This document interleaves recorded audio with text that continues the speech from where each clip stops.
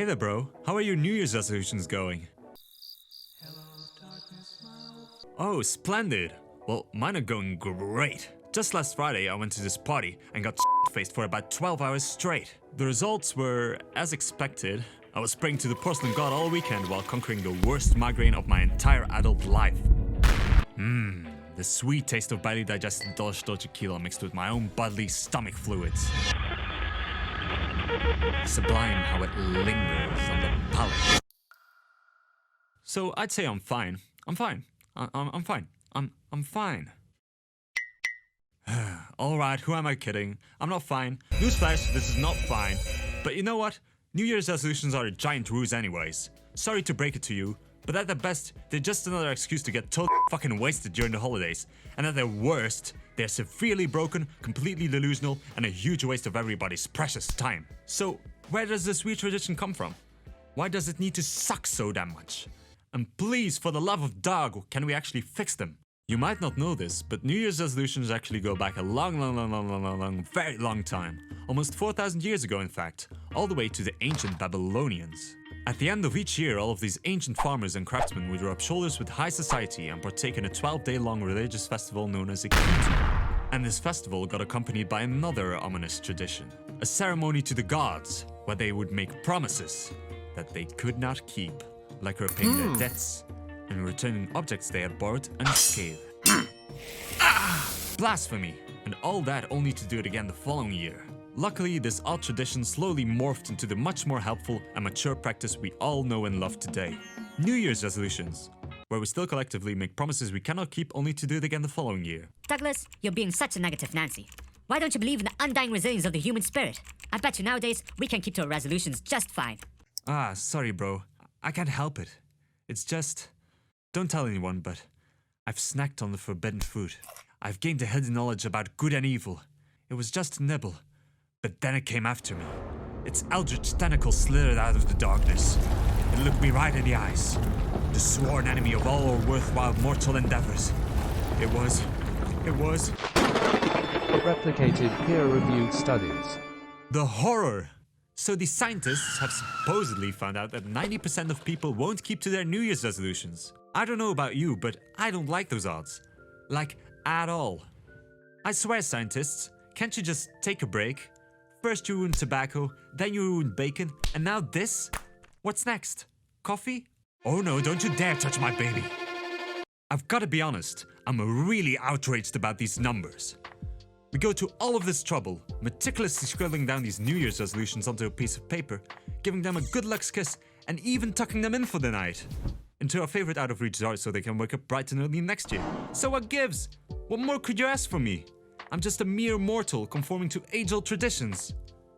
Unless I fix it. Hey there you! Want to see what an annual existential crisis looks like in graph form? Yeah? Alright then. Well, you're in luck. Due to my extensive research, and totally not due to the fact that I locked myself up with a bunch of crayons on a piece of paper, have I come up with the perfect graph to describe our shared New Year's agony. And I'll draw it for you now.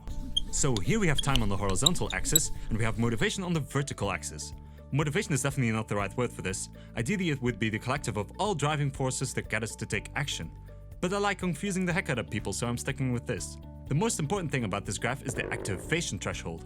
When motivation rises above the line, we do the work. And when it dips below the line, we stop doing the work. Easy. So now we can clearly draw out the problem. At first, our baseline motivation never seems to get the courage to rise above the activation threshold. It's a little shy. At least, that is, until the beginning of the new year, where societal pressure and wishful thinking suddenly spurs us with newfound motivation to make resolutions and start acting on them. But that boost doesn't last forever now, does it? Even worse. It wears off rather quickly. Slowly and steadily, our motivation starts dwindling back to the baseline. And once it crosses that activation threshold again, you suddenly miss a day, and you can't bring yourself to work on your resolutions anymore. All hell breaks loose. You start blaming yourself for everything. You fall behind, you miss even more days, and your motivation crashes down into a never-ending downward spiral. And then rinse and repeat for as many years as you like. And that's how you bake a delicious annual existential crisis. No problem, the pleasure is all mine. Do you see now why I feel compelled to make a 2-part video essay about New Year's resolutions? I do not want to do this, I need to. So let's get this party started and show you exactly why they suck and how to fix them. Alright, I didn't want to start off by throwing shade, but I've got to be honest. Past me is kind of problematic. Like, God bless his motherfucking heart, but to put it in scientific terms, he just doesn't know shit. And I don't trust him, like at all. Don't believe me? Well, let's get the slides up. Reason number 1. Past me is way more stupid than current me. Just like everyone else, I learned so much throughout the year. I have new experiences, I meet new people, I go to new places. We're all just blessed to get wiser every second until the day we were ripped to fucking shreds by the cosmos. Let me give you an example. Past me didn't know what was too much. But thanks to my diligent research, I found out that exactly 6 Belgian blonde ales, 8 pints, 6 shots, and a large Domino's pizza extra hot and spicy is just too damn much. Problem solved. I've become the Buddha. See kids, you do in fact live, love and learn. So then why in the name of Zeus do I have to follow whatever advice this little jerkwad has come up with 6 months ago? Heart pound! Reason number 2. Past me is not in the thick of it. He's not getting dirty in the trenches, fighting the battle of achieving my dreams. He's more like this out-of-touch, wide-eyed aristocrat setting unrealistic expectations just for the fun of it. No, past me, I won't be able to do 1,000 push-ups a day. That's physically impossible. The closest past Douglas ever came to actual work was counting down from 10 to 0. And guess what? He was so happy with himself, he even popped open a bottle of champagne to celebrate it.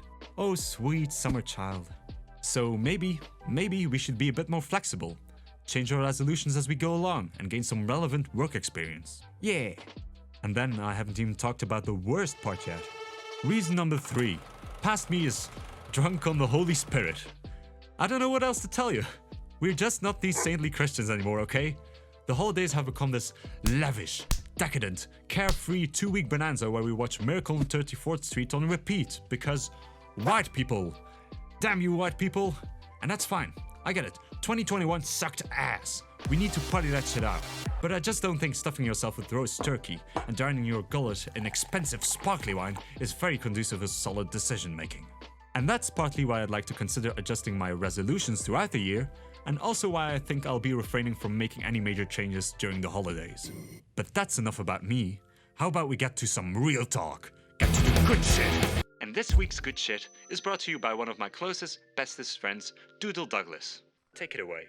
If you were really keen on being an active participant in your own life and actually working on your resolutions, wouldn't you have made them any other time of the year? Then you wouldn't even have to make New Year's resolutions in the first place. I hate you, Doodle Douglas. Not because you're really stuck up for being a piece of paper, but because you're right. And I don't like it when other people are right. But, point taken. Would we have acted at all if it wasn't for the new year? Well, probably not, right? If we were really keen on acting on these big aspirations we have, we could have done it any other time of the year. But we decided to just not. Even though all of these resolutions are not arbitrary, they're fucking vital. Your New Year's resolution is not gonna be, oh my, I really have to try out that new sushi place where they age the bluefin tuna in fucking bath salts. Which I'm totally down for, but that isn't really the goal of New Year's resolutions, is it? No, they're supposed to be these life-changing, far-reaching aspirations like building better relationships, getting in better shape, eating healthier, getting more fulfillment out of your job, learning new skills. You know, the stuff our progressive capitalist society apparently can't handle. But still, for most of us, the reality is that we only act on them on New Year's Day, despite nothing limiting us, except maybe convention. And that bothers me. A whole lot more than you might imagine. It's already kind of admitting to ourselves that we're not in it for the long run. I don't want to depend on the new year to work on my big goals. Our resolutions need to be freed from the shackles of the new year before they're able to really flourish. Instead of having New Year's resolutions, shouldn't they have to become everyday resolutions or life resolutions? Oh god, not you again. New Year's resolutions logically should be life resolutions as well. At the end of the day, you're just being silly, Douglas. This is just semantics. When talking about New Year's resolutions, we're obviously talking about acting on them every day throughout the year, right, Douglas? Right? What difference does it make if you make them on the new year or not? Whoa. Okay, Doodle Douglas, hold your horses. You're right. If you look at it with superior facts and logic, then everyday resolutions should be the same as New Year's resolutions. But we mammals have a severe case of monkey brains, and we suffer from psychological framing. See, the problem is not that New Year's resolutions are made on New Year's Day, but that they also get glued to its context. Because how long does the new year really last? In June, I'm not going to be professing my love for the new year. It has already moved on. The New Year's is not now anymore. Right now, it's the current year. Bleh, the current year. Next year is the new year. That one is now filled with all the hope and optimism, and that's when you realize that the new year may only last a month, or a week, or a few days. This is the true context of the new year. And in that way, the new year is not really a year, it's a concept that we only hold dear for maybe 2 months at a time.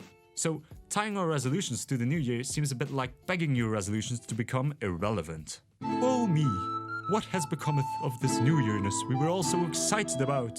Yeah, right? And in this way, we're also always yearning for the new year, for new beginnings. It has become the nastier big brother of tomorrow. It's a moving target, it never comes. Oh, I'll do it tomorrow. Oh, I'll do it in the new year. No, you're not. All this just points to the same thing, and it's what I like to call the New Year's paradox. The new year and all its associations are never truly about the entirety of the year. They're actually just tied to New Year's Day and the context surrounding it. It's a quick build-up into a giant bang and a slow, gradual decline into total disrepair. No wonder then that most New Year's resolutions don't even survive until spring. A bit like all that other holiday nonsense, like Santa, Home Alone, Peace on Earth. They ask you how you are, you just have to say that you're fine when you're not really fine, but you just... But with that ramble out of the way, we can now get rid of this ugly bump of false hope on the graph, because New Year's Day is worth jack shit anyways. Good riddance. And now you can see that we're left with not having the motivation to work on our New Year's resolutions at all. Perfect! Okay, sorry, we're not there yet. Unbelievable as it is, the rabbit hole goes even deeper, because I'm a dog, and I'm actually supposed to give solid advice or something like that. So the question is, are there actually ways to keep our aspirations close and to keep our motivation steady without the need for the new year? Well, that's a really good question, almost like I'm purposefully setting up the entire rest of the video essay. Have I told you I'm really fucking clever? At least for being a golden retriever. So, there are a lot of ways we can try to address the pitfalls of New Year's resolutions, and for one of those, we have to actually talk about New Year's Day again. I know. I've already been pretty harsh on the new year. You might already think, it's over, the new year is done for. In fact, you might even consider it the biggest scam on the face of the earth. If only it were. If only. Because there's actually one giant advantage that New Year's resolutions have over regular resolutions. A reason why January 1st is superior to any other day on the calendar. Wanna know why? Come closer. The fresh start effect. What? You don't know what the fresh start effect is?